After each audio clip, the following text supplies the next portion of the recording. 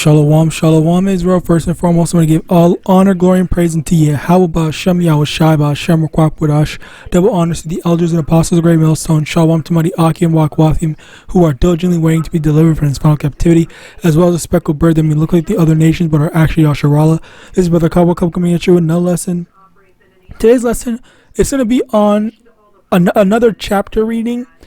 I had read this and I thought, you know what, I see the things, I see a lot of the precepts, so I just thought, you know what, like this is just the spirit, because I remember I did one before. I believe it was on John 15, I believe, or 5, and I thought like that was I actually like that, and I think that it's very edifying to be able to let someone see like where and how the Bible is in fact harmonious. When you actually go in and read this stuff, you can see, okay, yeah, this links in over here, this links over there, and stuff like that.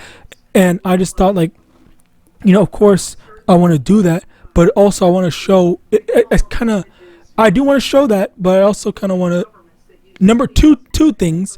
Number one, I do kind of want to show that, you know, in general, us Israelites, we do take this studying the scriptures or the word of Yahweh seriously, but also I also want to do it for myself, because, you know, the best way to learn something is by attempting to teach it yourself. All right, so what better way to learn and study on my own than this? All right, now with that being said, Alright, Slakia. Basically, let's start reading Isaiah 64, verse 1. Oh, that thou wouldest rend the heavens, that thou wouldest come down, that the mountains might flow down at thy presence. So actually, let's first start off with this. Micah chapter 4, verse 1. But in the last days shall come to pass that the mountain of the house of the Lord shall be established in the top of the mountains, and shall be exalted above the hills, and people shall flow onto it. And basically over here, what mountains means is, it means government, and the governments are the other governments of the world. Though they are what are going to, you know, flow onto the government of Israel. And when I say Israel, I mean the actual Israelites. All right, I'm not gonna go into that lest this video get taken down. But basically, the thing here is that the Israelites, they are going to be the number one top dog, top government, and stuff like that. All the other governments are going to answer to the Israelites, all right, and by extension, the Israelites are going to answer to Yahawashi, and by extension, Yahawashi is going to answer to Yahweh. You understand that. So there's going to be a hierarchy in the thing, all right. So let's continue on. Let me make sure I didn't. Verse 2: As when the melting fire burneth, the fire causeth the waters to boil, to make thy name known to thine adversaries, that the nations may tremble at thy presence. And now let's also get this. Malachi chapter 1, verse 14. But cursed be the deceiver which hath in his flock a male, and voweth and sacrifice unto the Lord a corrupt thing. For I am a great king, saith the Lord of hosts, and my name is dreadful among the heathen. Basically, the thing here is that the heathen, they do not like Yahawadah, because Yahawadah is not for them. He's not their God. He's not there. Bear with me one moment again, Slakia. All right, Slakia. As I was saying, what was I saying? Basically the name Yahawadah, Yahweh. That name is dreadful among the heathen. It's kind of like the boogeyman or El Chupacabra, or all these different names of these monsters and stuff like that in different respective lores. Like America has boogeyman or whatever. Mexico has El Chupacabra. I don't know what the fuck India has. I don't know what Japan, China, Africa, all these different things. Like they all have their different names of like some sort of monster, or yeah, you know, you get basically the point where there's some name that strikes fear and like, okay, this is something that is spiritual that we stay away from and stuff like that. Even though some things like the boogeyman, that's just a superstition and stuff like that. Bear with again, Slakia. I don't know why keeps on happening. As I was saying, because the thing about that is how, if you know, there's some when the Israelites got out of Egypt, all right. When the Israelites got out of Egypt, a bunch of countries, nations, they fell to Moses and his rule and more even after that. So there was that, and they also did say, "Oh, your God, the God of the Israelites, also feared, helped you. So of course we're afraid of you. We don't want to mess with that. We don't want to. Their God of the Israelites, that's someone that's a God that we do not want to mess with because we don't want to fall to this in the same way. All right. So that was basically their boogeyman and stuff like that. So as a result of that, they feared that and they stayed away from that. Continuing on, verse 3, when thou didst terrible things which we look not for, thou camest down, and the mountains flowed down at thy presence. For since the beginning of this world, men have not heard, nor perceived by the ear, neither hath the eye seen, O Yahawah, beside thee, what he hath prepared for him that waiteth for him. Okay, so Slakia, let me get. Why the hell is okay? Let's go here.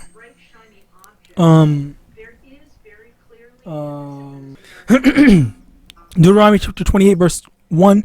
And it shall come to pass, if thou shalt hearken diligently unto the voice of the Lord thy power, to observe to do all his commandments which I command thee this day, that the Lord thy power will set thee on high above all the nations of the earth, and all these blessings shall come on thee and overtake thee if thou shalt hearken to the voice of the Lord thy power. Let's also continue with 2 Corinthians chapter 4 verse 18, verse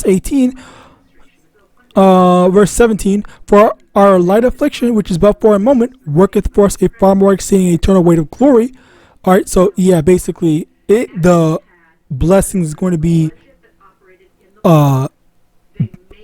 bigger than the worst thing that you've gone through. And then finally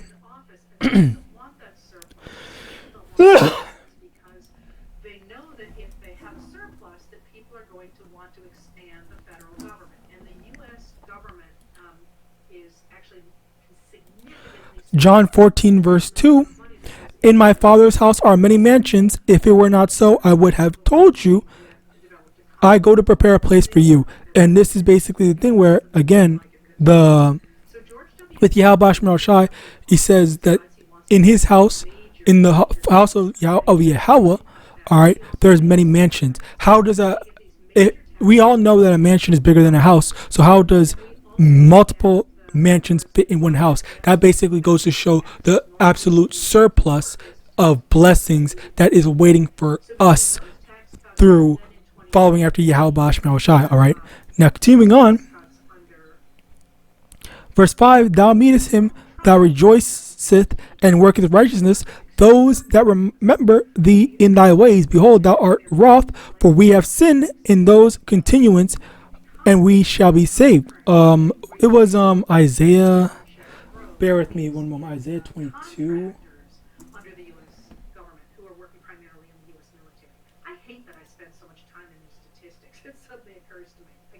Yeah, Isaiah 22, verse 14. And it was revealed in mine ears by the Lord of hosts, surely this iniquity shall not be purged from you all till ye die. Thus saith the Lord of hosts. Let me read that again. Isaiah chapter 22 verse 14.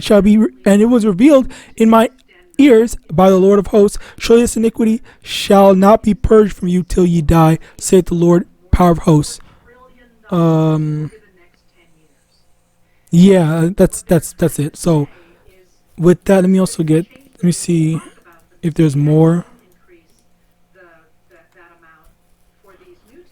Is there more? Yeah, so basically we've sinned, yes. And obviously we all know that, okay, through sin, Yahawashi died for us, but there's also died for us so that we don't die for the sin.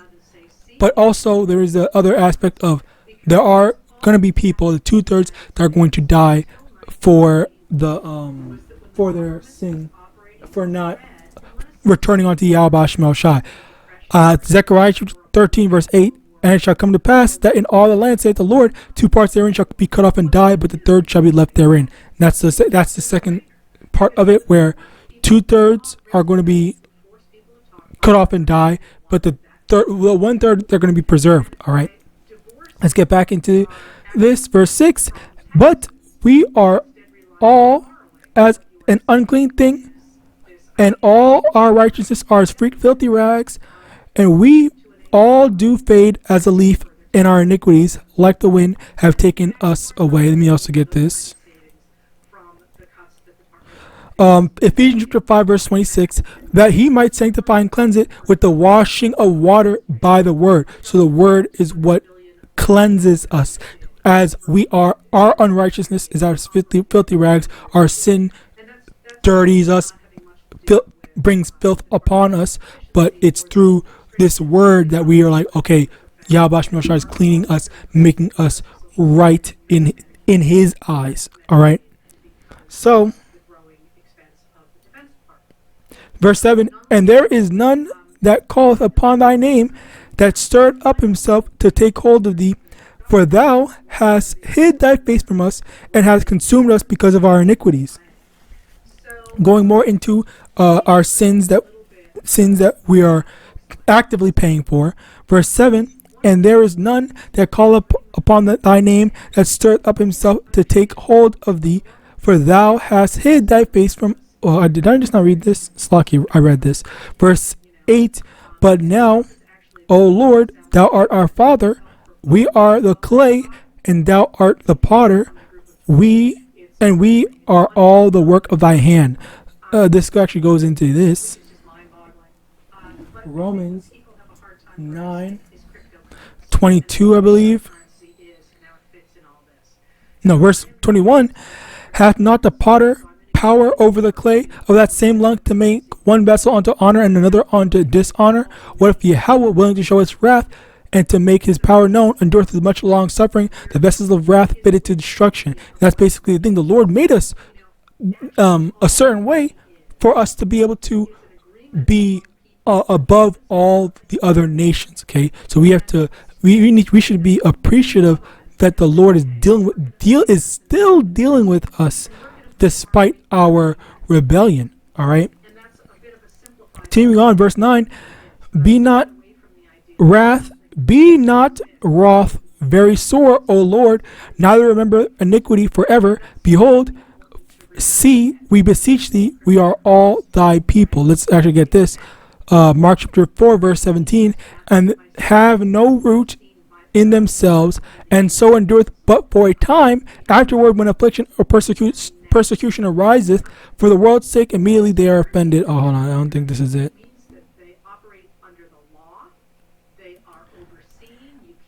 Well, still the main the thing still point still stands, where for a time people, they get offended.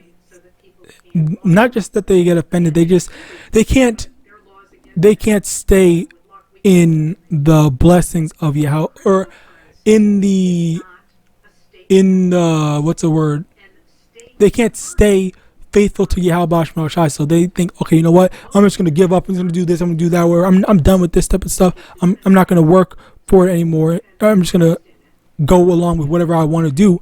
And as a result of that, because of their offense, then they don't want to do it. But for us, for the 1/3, all right, because we talked about the 2/3 that they through their iniquity they're going to be destroyed, and they didn't want to stick to what Yahweh established. All right, so as a result of that, then they're going to be destroyed. Then that's when they are destroyed, and when they're killed, then that's when their wickedness is going to be purged. All right, so as a result of that, for us, we are waiting for the time, for the thing. We're waiting diligently, following after the words of Yahweh as to the best of our ability, for the Lord to finally have mercy on us. All right. So with that, let us continue on. Verse 10. Thy holy cities are a wilderness. Zion is a wilderness. Jerusalem is a desolation. Our holy and our beautiful house, where our fathers praised thee, is burnt up with fire, and all our pleasant things are laid waste. Wilt thou refrain thyself for these things, O Lord?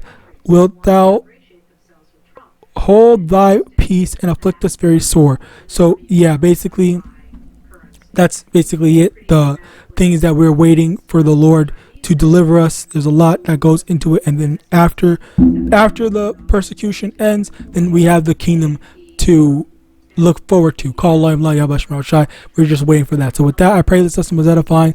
I want to give all honor, glory, and praises unto Yahawah, SHAMAIWAN, double honors to the elders and apostles of Great Millstone, Abad and Shalom.